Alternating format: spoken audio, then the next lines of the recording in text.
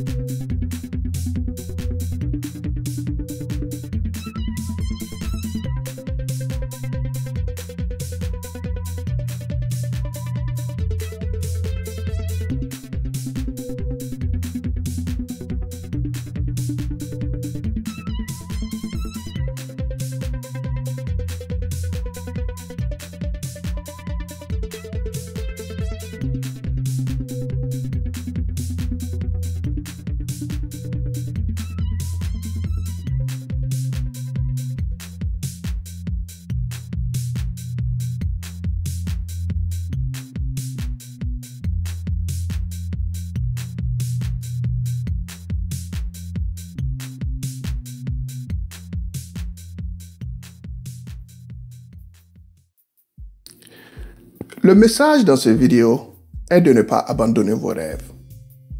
Car le Dieu qui vous a donné ces rêves en premier lieu est capable de les accomplir. Il est capable de pourvoir. Il est un Dieu capable. Et il est le Dieu de l'impossible. Il m'a pris près de 10 années afin de parvenir à construire cet ordinateur. Mais le rêve est devenu possible. Le rêve est devenu réalité. Alors, n'abandonnez pas. Faites confiance en Dieu. Ne laissez pas vos conditions de vie tenter de dicter la main de Dieu. Car la main de Dieu est plus grande que vos conditions de vie.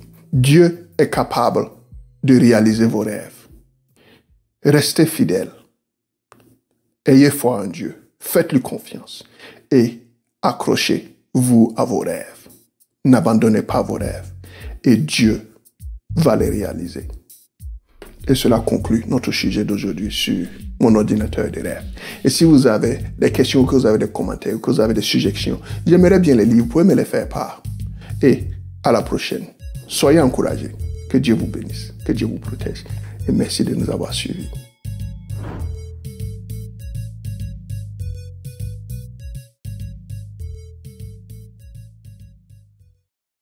Et basé sur le concept de l'évangile qui est dans Jean chapitre 3, verset 16.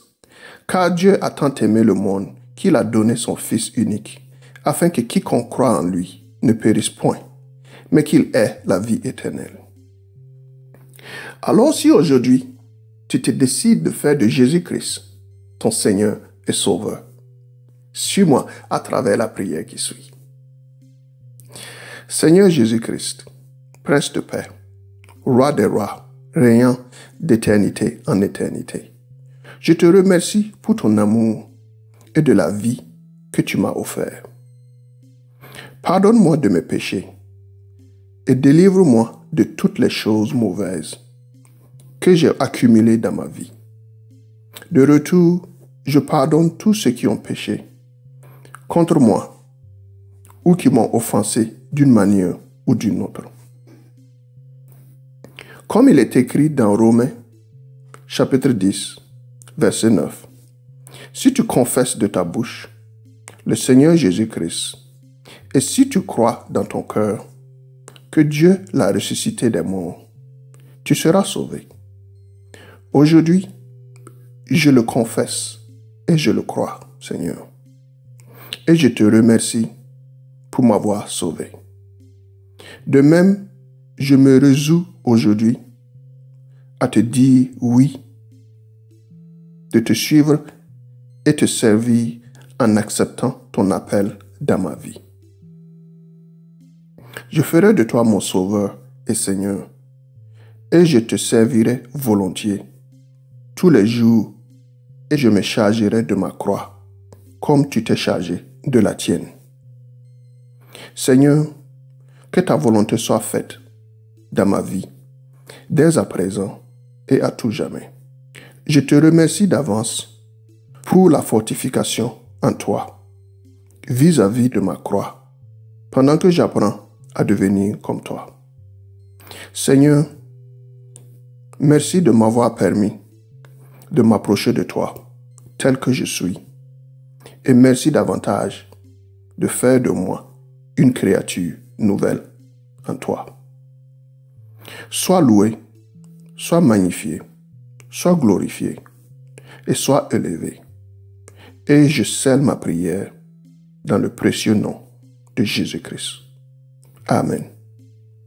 Cette prière est tirée du livret Marche avec ton foyer vers Christ, disponible en téléchargement gratuit à notre site internet www.dwawa.net.